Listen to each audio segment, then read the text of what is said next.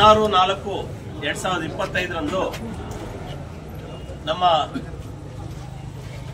ಕರ್ನಾಟಕ ರಾಜ್ಯ ವಕೀಲರ ಪರಿಷತ್ತಿನ ಮಾಜಿ ಅಧ್ಯಕ್ಷರಾಗಿರ್ತಕ್ಕಂಥ ಸದಾಶಿವ ರೆಡ್ಡಿ ಅವರು ಅವರ ಕಚೇರಿಯಲ್ಲಿರಬೇಕಾದ್ರೆ ದುಷ್ಕರ್ಮಿಗಳು ಒಂದು ಮಾರಕಾಸ್ತ್ರಗಳಿಂದ ಅವರ ಮೇಲೆ ಹಲ್ಲೆ ಮಾಡಿರ್ತಕ್ಕಂಥದ್ದನ್ನು ಖಂಡಿಸಿ ಇಡೀ ರಾಜ್ಯಾದ್ಯಂತ ಏನು ನಮ್ಮ ವಕೀಲರ ಪರಿಷತ್ ಒಂದು ಆದೇಶದ ಮೇರೆಗೆ ಇವತ್ತು ಎಲ್ಲಾ ವಕೀಲರು ತಮ್ಮ ಕೆಂಪು ಒಂದು ಇದನ್ನ ಕಟ್ಕೊಂಡು ಒಂದು ಮೌನ ಪ್ರತಿಭಟನೆಯನ್ನು ಮಾಡಿ ಆ ಹಲ್ಲೆಯನ್ನು ಖಂಡಿಸಿ ಇವತ್ತು ನಾವೆಲ್ಲರೂ ಕೂಡ ರಾಜ್ಯಾದ್ಯಂತ ಒಂದು ಮೌನ ಪ್ರತಿಭಟನೆ ಮಾಡ್ತಾ ಇದ್ದೀವಿ, ಮೌನ ಮೆರವಣಿಗೆಯನ್ನು ಮಾಡ್ತಾ ಇದ್ದೀವಿ.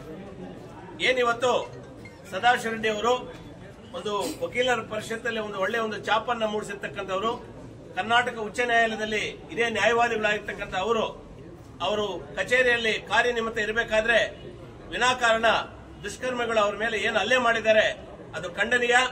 ಒಬ್ಬ ಒಳ್ಳೆಯ ಒಂದು ವಕೀಲರು, ಒಂದು ಜನ ಸಂಪರ್ಕ ಉಳ್ಳವರಂತವರು ಮತ್ತು ವಕೀಲರೊಂದಿಗೆ ಒಳ್ಳೆಯ ಒಂದು ಅವಿನಾಭಾವ ಸಂಬಂಧಗಳಿರ್ತಕ್ಕಂಥ ನಮ್ಮ ಸದಾಶಿವ ರೆಡ್ಡಿ ಅವರ ಮೇಲೆ ಏನು ಹಲ್ಲೆ ಆಗಿದೆ ಇದನ್ನು ನಿಜವಾಗಲೂ ಖಂಡನೀಯ. ಇಂಥ ಘಟನೆಗಳು ಬಹಳಷ್ಟು ಆಗಿಂದಾಗೆ ಮರುಕಳಿಸ್ತಾ ಇದೆ. ಇದಕ್ಕೆ ನಾವು ಸರ್ಕಾರದ ಬಗ್ಗೆ ನಾವು ಮನವಿಯನ್ನು ಮಾಡ್ತಾ ಇದ್ದೀವಿ. ಏನು ಒಂದು ನ್ಯಾಯ ಕಾಪಾಡ್ತಕ್ಕಂಥ ವಕೀಲರ ಮೇಲೆ ಕೂಡ ಇಂಥ ಒಂದು ಹಲ್ಲೆಗಳಾಗ್ತಾ ಇರ್ತಕ್ಕಂಥದ್ದು ಖಂಡನೀಯ.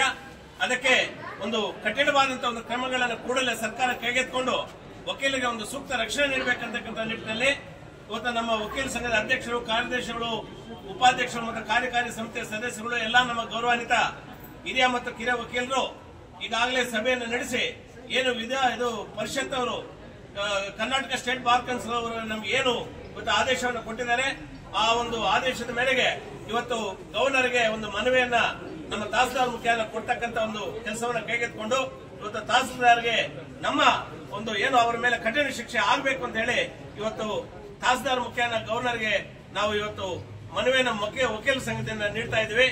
ಅವರ ವಿರುದ್ಧ ಕಠಿಣ ಕ್ರಮ ಕೈಗೊಳ್ಳಬೇಕು ಅಂತ ಕೂಡ ರಾಜ್ಯ ಸರ್ಕಾರ ಒತ್ತಾಯಿಸಿ ನಮ್ಮ ಮಾತನ್ನು ಮುಗಿಸ್ತಾ ಇದ್ದೀವಿ.